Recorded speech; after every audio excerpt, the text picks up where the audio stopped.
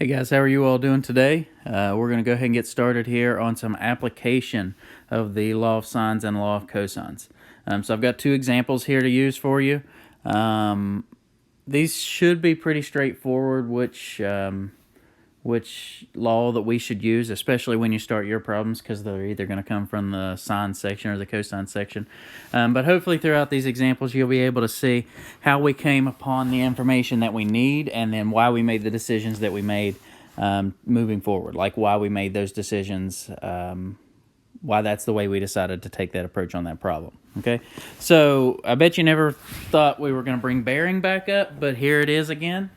So we're going to be setting these problems up using bearing. The cool thing is we won't have to prove that it's a 90-degree triangle or a right triangle, because we have laws now that allow us to do things without a right triangle. So let's set these up using bearing. So I'm going to draw these pictures.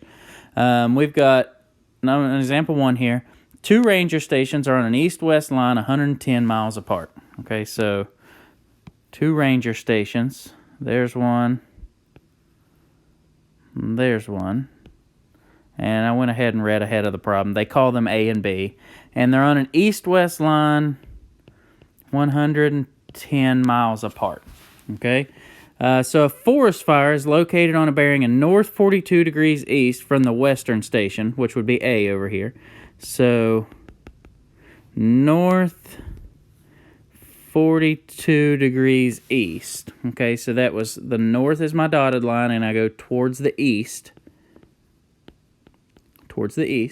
And I drew my line long because I've actually read this problem and I realized that B is actually northeast as well. So the next line says the bearing of north 15 degrees east from B. So here's my north line at B, and I've got to go 15 degrees over to the fire. So here is our fire. Okay, I should write that in red, because the fire would be red. Okay, so here's the information that's given to us. So they want to know to the nearest tenth of miles how far is the fire from the western station, so from station A. So this is what we're looking for. That's basically our X. Okay, so let's talk about what information we can find here, what information we may have going for us. It's going to be easier for us to do these calculations on what's absolutely going to be easier on us to have the angles that are on the inside of the triangle. So one thing that I notice about this is I have a right triangle, or I have a right angle right here at A, okay? The reason for that is because it tells me that AB is on an east-west line, so I know that that's straight out to the right, and my dotted line that I made there was a straight north line, okay? So I know that I have a 90-degree angle. So by doing a little bit of calculations, if I do 90 minus 42, that gives me 48 degrees, which is going to be my inside angle on this triangle right here, okay? So that helps big time. I also know that I have a right angle right here, okay? Because again, AB is on an east-west line, and that dotted line that I made was a north line, okay? So that's going to output me 90 degrees. So if that angle is 90 degrees, and I add it together with the 15 degrees that it told me from the bearing around B, that gives me 105 degrees for that angle, okay? Now, here's what's going to be cool about this. I can set up a law of sines here, okay, and it should be apparent to you why. Okay, so let me mark out 15 degrees here because it's not really that useful to us anymore, okay, since we've got 105. It should be apparent to you why we can use the law of sines, because I can find any angle in this picture that I want at this point, okay? I have A, I have B, B's 105, A is 48. The angle up here at the fire is very easy. If I just do 180 minus 105 minus 48, that gives me 27 degrees up here. So with this, since I have one side, I automatically have a control. Okay, so here's my control angle, here's my control side. Okay, and now I can set this up for absolutely anything that I want. So remember, the law of sines goes like this. Sine of the angle over the length. Sorry, it's not 100, it's 110. So there's my control. Now I need to figure out which one do I want to go for. Well, X is what I'm looking for. It's the, I almost said hypotenuse. This is not a right triangle. It's the top left side of this triangle.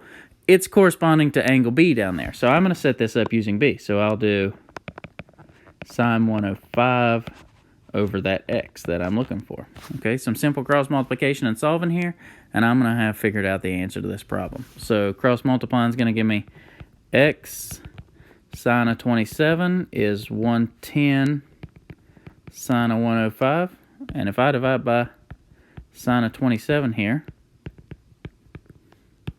that should give me the correct answer. All right, so I'm going to do 110 sine of 105, and I'm going to divide by sine of 27, which give me 234.03. So it gave it to us in rounded to the nearest mile, so I'm going to go with 234 miles. Okay, so there is an example of how we use the law of sines in the real world. So I know this isn't directly applicable to you. Most of you don't need to put out fires from a ranger station, but at least you get an idea of how we can use this. All right, let's take a look at example 2. Bearing again. So all the problems that you're going to be dealing with today are going to be bearing. Next week we'll deal with some application of non-bearing problems. Okay, so I'm going to go ahead and draw this picture. So starting at a point A. Remember when we were doing bearing, we said, hey, just pick a point. All right, actually I decided I want my point to be out in here. Okay, there's where I want A to be. Okay, so it says starting at point A, a ship sails 18.5 kilometers on a bearing of 189 degrees. So this is a non-directional bearing, right? This is just based off of a straight north, and then you're going off of it. Remember, we had 2 kinds of bearing. So it says you're going 189 degrees. So straight out to the right would be 90. Straight down would be 180. We're going slightly past that. So I'm going to say this is 189 degrees. Okay, it then turns. So right here it makes a turn and sails up. Let me put my distance in here.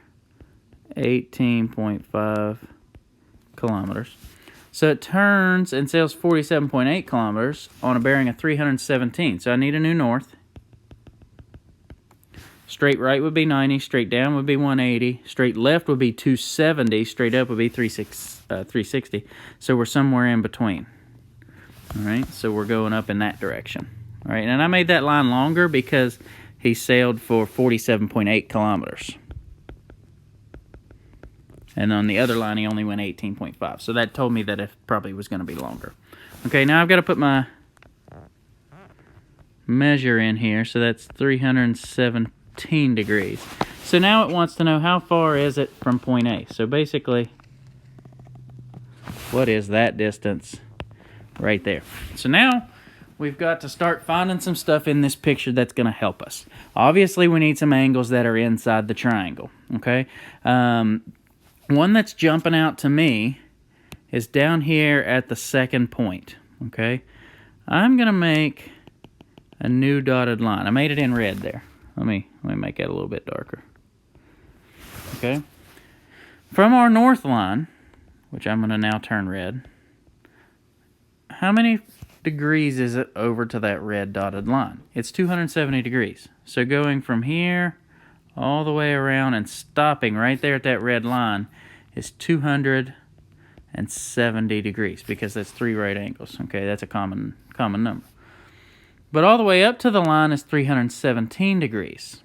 Okay, so think about it like this. If we went just a little bit more, if we went just a little bit past 317 degrees, we'd be all the way at the full circle, so we'd be at 360 degrees. Okay, so in order to find this little, I'm going to do it in blue, this little angle right here, let's just do 360 minus 317. So it gives me 43 degrees. At first I wanted to base that off of 270, but then I realized it would be much easier for us to just think about it going all the way up to 360.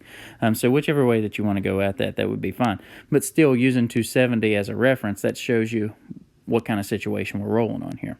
Okay, so 43 degrees. But that's not any of the angles in this picture. Okay, 43 degrees is just part of that angle down there where all this is going on. If I was going to do calculations, I'd have to know a complete angle. Okay, so something more. So let's look more in depth and see if we can find anything else. Ooh, take it easy. I'm going to extend this line. Okay, that's a north-south line.